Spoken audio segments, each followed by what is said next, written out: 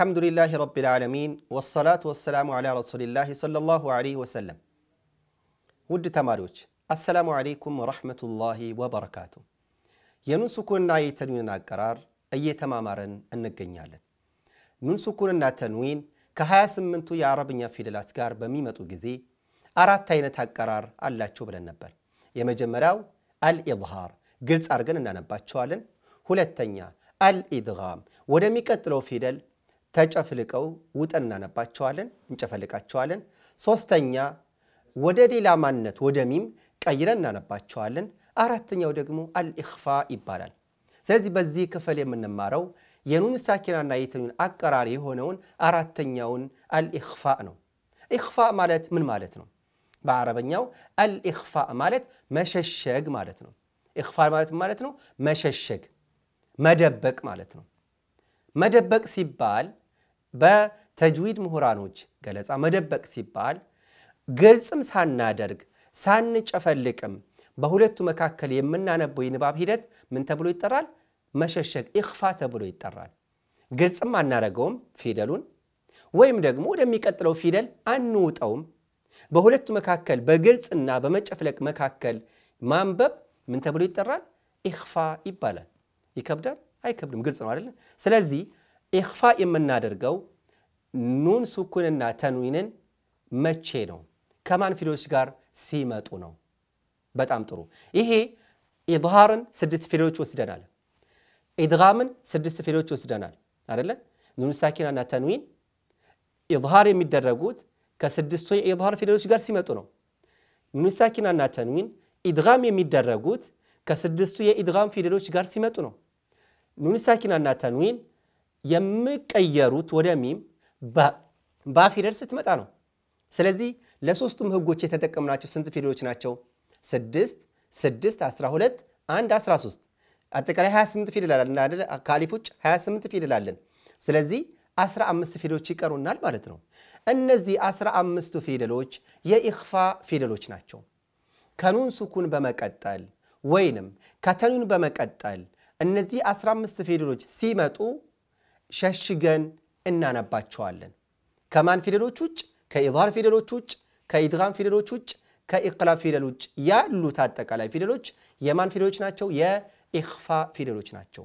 ስለዚህ ከኑን ሳኪና ወይንም ከተንዊን በመቀጠል እነዚህ 15 ፊደሎች ወይም ከኢዝሃር ከኢድጋም ከኢኽፋ ፊደል ውጭ የሆኑትን ፊደሎች ካገኘን ኑን ሱኩንን ወይንም በተንዊን የምናገኛትን ን የምትልን ድምጽ ወደ እነዚህ ፊደሎች መሸሸግ አለብን መደበቅ አለብን ደብቀን ነው የምናነባቸው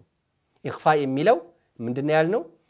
በኢዝሃር በግልጽ በማድረግና በመጨፍለቅ መካከል ያለ የንባብ ስርዓት ኢኽፋ ተብሎ ይጠራል ፊደሎችን እዚህ ላይ ይጠቅሳቸዋል ለብዙ ስለሆኑ መሸምደድ ላትችሉ ትችላላችሁ መሸምደድ የሚኖርባችሁ እነማንን ነው የኢዝሃርን 6 ፊደሎች የኢድጋምን 6 ፊደሎች የኢቅላብን 1 ፊደል ባን ነው እነዚህን 13ቱን ከሸመደዳችሁ የኢዝሃር 6 ስለሆኑ ለመያዝ ያመቻል የኢድጋም 6 ስለሆኑ ቀላል ናቸው የኢቅላብም 1 ፊደል ነው የሚከብድ ነገር የለም የኢኽፋ ግን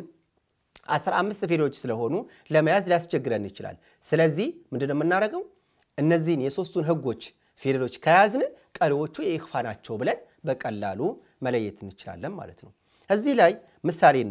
ምሳሌ ላሳያችሁና ወደሚቀጥለው እንሄዳለን ምሳሌ እዚህ ላይ በካፍ ምሳሌ ላሳያችሁ ሌሎች በርካታ ምሳሌዎች ስላሉ በ15ቱም ፊደሎች ምሳሌዎች ስላሉ እነሱን ምሳሌዎች በተደጋጋሚ አንብቧቸው ምሳሌ እዚህ ላይ አን ካለን የሚለው ጋር እዚህ ላይ ኑን ሱኩን አለች አይደለ ከሱ ቀጥሎ ማን የመጣው ካፍ የኢዝሃር አይደለችም የኢድጋምም አይደለችም የኢቅላብም አይደለችም ስለዚህ ማን ነች የኢኽፋ ፊደል ነች ስናነበው እንዴት ነው አን ካለን ካልኩኝ ኑኗን ግልጽ አድርጋ ያነበብኩ አይደለ አን ካለን ካልኩኝ ወይም ደግሞ አካለን ብዬ ካነበብኩኝ ካፍን ጥብቅ ካደረኩኝ ኑኗ ወደ ካፍ ውጫታለሁ አይደለ ካፍ መጥበቁ ቀድሞ ያለውን ፊደል ስለሚያሳይ ይሄም ልክ አይደለም ምናነበው እንዴት ነው አን ካለን ኑኗን ግልጽ አላደረጋትም አን ይሆናል ካፍንም አላጠብቀውም ኑኗን ግልጽ ሳላደርግ ካፍንም ሳላጠብቅ የማነበው የንባብ ሂደት ምን ተብሎ ይጠራል ኢኽፋ ተብሎ ይጠራል መሸሸግ እንለዋለን ስለዚህ አንካለን አያችሁ አይደል በዚህ መልኩ ሌላ ምሳሌ ላሳያችሁ በሁለት ቃል ተለያይቶ ሲመጡ ኑን ሱኩን እዚህ ላይ ሚን ታናገኛለን ከሱ ቀጥሎ ካፍ ነው የመጣው ካፍ የኢዝሃርም የኢድጋምም የኢቅላብም ፊደል አይደለም ስለዚህ ካፍ ማን ነው የኢኽፋ ነው ማለት ነው ስናነበው ሚን ኩሊ ብለን ምናነበው ላ አይደለም ስናነብ እንደው ሚን ኩሊ ወይም ደግሞ ሚኩሊ አይደለም ሳነበው ሚን ኩሊ ኑኗን ግልጽ አላደረኳትም ካፍንም አላጠበኩም ይሄ ንባብ ሂደት ምን ተብሎ ይጠራል ኢኽፋ መሸሸግ ተብሎ ይጠራል ይከብዳል አይከብድም ስለዚህ ንም ምትለዋን ድምጽ ወደሚቀጥለው ፊደል መሸሸግ ሲባል ግልጽ ሳላደርጋትም የሚቀጥለውን ፊደል ሳላጠብቅ የማነበው ንባብ ሂደት ማለት እንደሆነ መረዳት ያስፈልጋል ይሄ በኑን ሳኪና ነው በተንዊንስ በተንዊን ኪራመን ሚለው ጋር ፈትሐተይን አለ ከሱ ቀጥሎ ማን ነው ካፍ ነው የመጣው ሳያይዘው ምን ይሆናል ኪራመን ካቲቢን ነው ምለው አይደለም ይሄማ ግልጽ ሆነ ሳነበው እንዴት ነው ኪራመን ካቲቢን የማነበው ካፍና ጥብቄ ይሄማ አይደለም ሲነበብ እንዲሆናል ኪራመን ካቲቢን ምትለዋን ድምጽ በግልጽ ንብዬ ማላነበብኳትም የሚቀጥለውንም ፊደል አላጠበቅኩትም ይሄ ንባብ ሂደት ምን ተብሎ ይጠራል ኢኽፋ ተብሎ ይጠራል ስለዚህ ገጽ 93 እና 94 ላይ እንዲሁም 95 ላይ ገልጣችሁ ብታነቡት ምሳሌዎችን ብትለማመዷቸው የበለጠ ጥሩ ንባብ ይኖራቸዋል ስለዚህ ኑን ሱኩንና ተንዊን አራት አይነት አቀራራላችሁ ብለን እየተማማረን መተናል የመጀመሪያው ግልጽ አድርገን አንብበናቸዋል ኢዝሃር ስድስቱ የኢዝሃር ፊደሎች ጋር ሲመጡ ሁለተኛው ኢድጋም አድርገን አንብበናቸዋል ስድስቱ የኢድጋም ፊደሎች ጋር ሲመጡ ሶስተኛ ቀይረን ኢቅላብ አድርገን አንብበናቸዋል ከማን ፊደል ሲመጣ የባ ፊደል ጋር ሲመጡ አራተኛ ሸሽገን አንብበናቸዋል የኢኽፋ 15 ፊደሎች ጋር ሲመጡ